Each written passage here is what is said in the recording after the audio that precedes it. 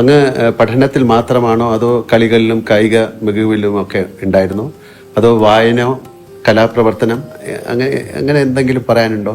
ചെറുപ്പകാലത്ത് എല്ലാവരും കളിക്കുമല്ലോ, ഇന്നത്തെ പോലെ എല്ലാവരും എല്ലാ കളിയും വന്ന് പിന്നെ കുട്ടികൾ വലിയ കളിയല്ലേ സാധാരണ, ആ കളികളിലൊക്കെ ഞാനും ഉണ്ടായിരുന്നു. അതിൽ പ്രധാനം ഒന്ന് ഫുട്ബോളായിരുന്നു.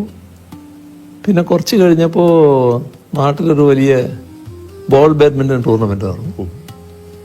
ആ ടൂർണമെൻ്റ് കണ്ടപ്പോൾ നമുക്കൊരു ചെറിയ കുട്ടികളാണല്ലോ ഒരു ആവേശം.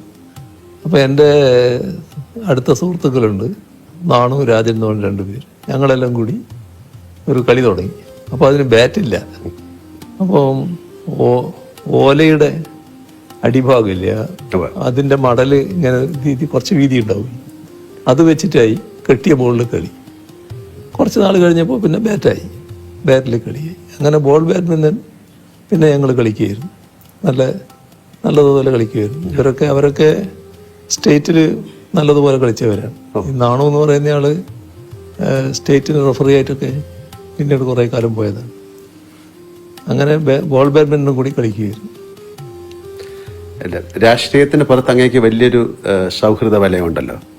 അടുത്തിരുന്ന തമാശ പറയാൻ സ്വാതന്ത്ര്യമുള്ള സുഹൃത്തുക്കളുണ്ടോ?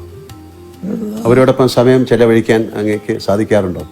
ഇപ്പം അതിന് കുറേ വിഷമമുണ്ട്. എന്നാലും എൻ്റെ പഴയകാല സുഹൃത്തുക്കൾ ഇപ്പോഴും സുഹൃത്തുക്കളായിട്ട് നിൽക്കുന്നുണ്ട്. അവർ എപ്പോഴും കാണും, പിന്നെ മിക്കവാറും ചെല്ലുമ്പോൾ എൻ്റെ കൂടെ ഉണ്ടാവും.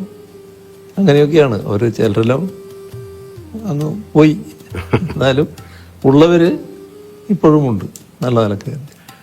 സാർ, ഒരു നടൻ അല്ലെങ്കിൽ ഞാൻ താരസംഘടനയുടെ ഭാരവാഹിയായിരുന്നു.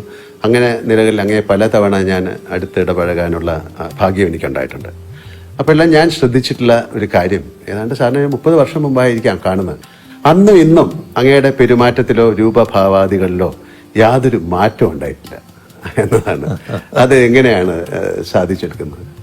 കാര്യം ഒരുപക്ഷെ അങ്ങ് പാർട്ടി പ്രവർത്തകനായിരിക്കുമ്പോഴും അല്ലെങ്കിൽ മന്ത്രിയായതും പിന്നെ മുഖ്യമന്ത്രിയായിരിക്കുമ്പോഴെല്ലാം അങ്ങയുടെ ഇടപെടൽ ഒരുപോലെ തന്നെയാണ്. നല്ല ഒരു കരുതലുള്ളതുപോലെ ഞങ്ങൾക്ക് ഫീൽ ചെയ്യും.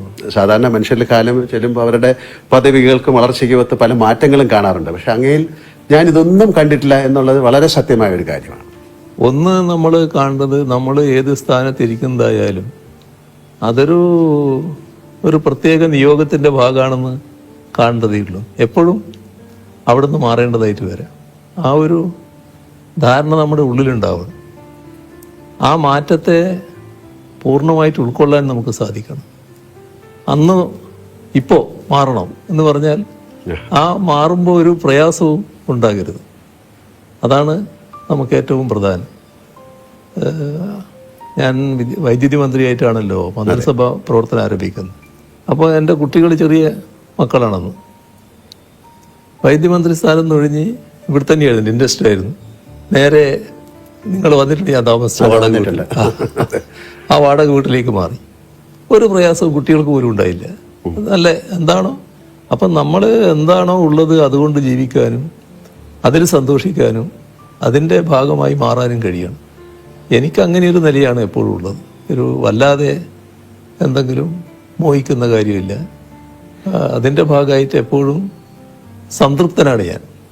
ഇത് ബോധപൂർവം നിലനിർത്തുന്നതാണോ അതോ സ്വാഭാവികമായി സംഭവിച്ചാണോ അതോ കുട്ടിക്കാലത്ത് അമ്മയുടെ ആ ഒരു കരുതൽ അന്നത്തെ കുടുംബത്തിന്റെ ഒക്കെ ഒരു പശ്ചാത്തലത്തിൽ സംഭവിച്ചായിരിക്കും? അതെനിക്ക് തോന്നുന്നത് ചെറുപ്പത്തിൻ്റെ ഒരു സ്വാധീനമുണ്ട് അതിൽ.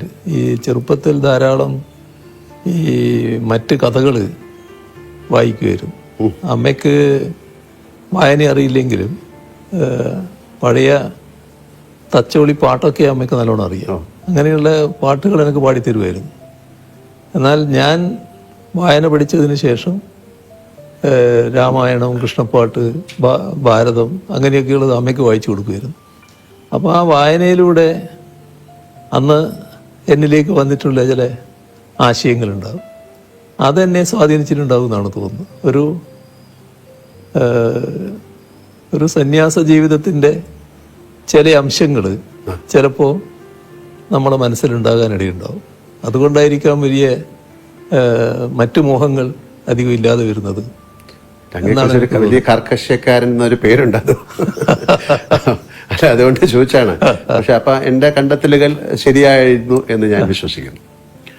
സാറ് സ്കൂൾ ആ സമയത്തൊക്കെ അല്ലെങ്കിൽ കോളേജിലൊക്കെ നാടകങ്ങളിലും വല്ലതും അഭിനയിച്ചിട്ടുണ്ടോ? നാടകത്തിൽ അഭിനയിച്ചിട്ടില്ല, പക്ഷെ ഞാൻ കഥാപ്രസംഗം നടത്തിയിട്ടുണ്ട്. ആണോ? UP സ്കൂളിൽ പഠിക്കുമ്പോൾ എന്നെ കൊണ്ട് എന്നോടൊരു മാഷ് പറഞ്ഞു കഥാപ്രസംഗം നടത്തണം. അങ്ങനെ ഞാനൊരു കഥാപ്രസംഗം നടത്തിയിട്ടുണ്ട്. അതിൽ പാട്ടുകളൊക്കെ പാടണ്ടേ? പാടണം, പാട്ടൊക്കെ പാടും. പിന്നെ നമുക്കൊരു പാട്ട് പാടണേ, പിന്നെ അത് ഇരിക്കട്ടെ. അതെ അതെ, ജാലവിദ്യ, മാജിക്. അതായത് ഒരു നൂലിന്മേലൊരു ചോക്ക് കിട്ടും, ചോക്കല്ലേ എഴുതുന്നത്. അതെ അതെ. ആ ചോക്ക് കെട്ടിയിട്ട് ഇങ്ങനെ പിടിക്കും, എന്നിട്ട് ഈ നൂലങ്ങോട്ട് കത്തിക്കും. കത്തിയാലും ചോക്ക് വീഴില്ല. അപ്പൊ അതിന്റെ വിദ്യ എന്താന്ന് പറഞ്ഞാൽ ഈ നൂല് പലവട്ടം ഉപ്പുവെള്ളത്തിൽ മുക്കി ഉണക്കുക. അങ്ങനെ ഉണക്കിയെടുത്തിട്ട് കത്തിച്ചാൽ ആ ചാരം അങ്ങനെ തന്നെ നിൽക്കും, വീണു പോകാതെ, ചോക്ക് വീണു പോകാതെ. ഇതാണ് ഒരു ജാലവിദ്യ. മറ്റേ ഒരു കഥാപ്രസംഗം ഞാൻ നടത്തിയിരുന്നു. ഒരു വലിയ ആൽമരത്തിന്റെ താഴെ ഒരാൾ കിടന്ന് ഉറങ്ങുന്നേ, അദ്ദേഹത്തിന്റെ തലയിൽ നെറ്റിയിലൊരു ചെറിയ അതിന്റെ കായ വന്ന് വീഴുന്നു. അപ്പൊ ഈ കായല്ല തെങ്ങിന്റെ തേങ്ങ പോലത്തെ ആണെങ്കിൽ എന്റെ കഥ എന്താകുമായിരുന്നു എന്ന് പറയുന്നത്. അപ്പോൾ പ്രകൃതിയുടെ ഒരു പ്രത്യേകത കാണിക്കുന്ന ഒരു കഥയായിരുന്നു അത്. ഓക്കെ, അപ്പൊ നമുക്ക് പാട്ട് ഇപ്പം വേണ്ടല്ലേ, കുറച്ച് കഴിഞ്ഞിട്ടാകാം അല്ലേ?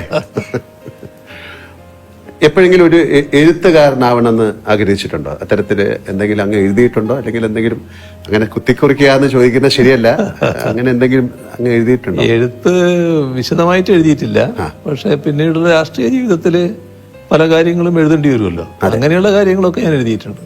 രാഷ്ട്രീയ അങ്ങയുടെ ഒരു ആത്മകഥ അങ്ങനെ എന്തെങ്കിലും എഴുതണമെന്ന ഒരു ആഗ്രഹമുണ്ടോ? അതൊന്നും ഇതിന്റെ ഇടക്ക് അതിനെപ്പറ്റി ഒരു ആലോചനയും ഉണ്ടായിട്ടില്ല. എന്നാൽ പിന്നെ ചിലരൊക്കെ അതിനു വേണ്ടി ഒരു ശ്രമം ആരംഭിച്ചിട്ടുമുണ്ട്, പക്ഷെ അതൊന്നും പൂർണ്ണതയിലെത്തിയിട്ടില്ല. എൻ്റെ വീട്ടിൽ വലിയൊരു ലൈബ്രറി ഉണ്ടെന്ന് എനിക്കറിയാം. തിരക്കുകൾക്കിടയിൽ അങ്ങേക്ക് വായിക്കാൻ സമയം കിട്ടാറുണ്ടോ? ഇപ്പോഴത്തെ പ്രശ്നം വല്ലാത്ത പ്രശ്നമാണ്. ഇപ്പൊ വായനക്കൊക്കെ വല്ലാത്ത സമയം കുറയാണ്. മറ്റ് വായന എനിക്കൊരു നല്ല രസമായിരുന്നു, നല്ല രീതിയിൽ വായിക്കാൻ പറ്റുമായിരുന്നു. പക്ഷെ ഇപ്പൊ അങ്ങനെ വായിക്കാൻ അധിക സമയം കിട്ടുന്നില്ല. അപ്പൊ അങ്ങേ ഏറ്റവും കൂടുതൽ സ്വാധീനിച്ച പുസ്തകങ്ങളുണ്ടാവും, അത് ഏതെങ്കിലും ഒരു പുസ്തകത്തിന്റെ പേര് പറയാമോ?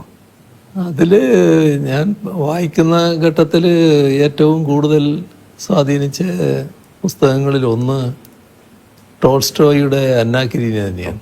വലിയ ഹൃദയത്തെ ഏറ്റവും അധികം ബന്ധിപ്പിക്കുന്ന, മനസ്സിനെ ബന്ധിപ്പിക്കുന്ന ഒരു കഥ തന്നെയാണെന്ന് പറയാം. പിന്നെ വിക്ടർ ഹ്യൂഗോന്റെ കഥയും പാവങ്ങൾ, അത് വളരെയധികം വലിയ തോതിൽ നമ്മളെ ജീവിതത്തെ രൂപപ്പെടുത്താൻ തന്നെ സഹായിക്കുന്ന ഒന്നായിരുന്നു. നമ്മളെ നാട്ടിലെടുത്താൽ തകഴിയുടെ കയർ ഒരു കാലഘട്ടത്തിന്റെ തന്നെ ഒരു ചിത്രീകരണമായിരുന്നു. അങ്ങനെയുള്ളതൊക്കെ ആ കാലത്ത് നല്ലോണം വായിക്കാൻ പറ്റിയിരുന്നു. കവിതകളും വായിക്കുക. ഇതെല്ലാം ഒരു പുതിയ അറിവാണ് ആൾക്കാർക്ക്, അതുകൊണ്ടാണ് ചോദിക്കുന്നത്.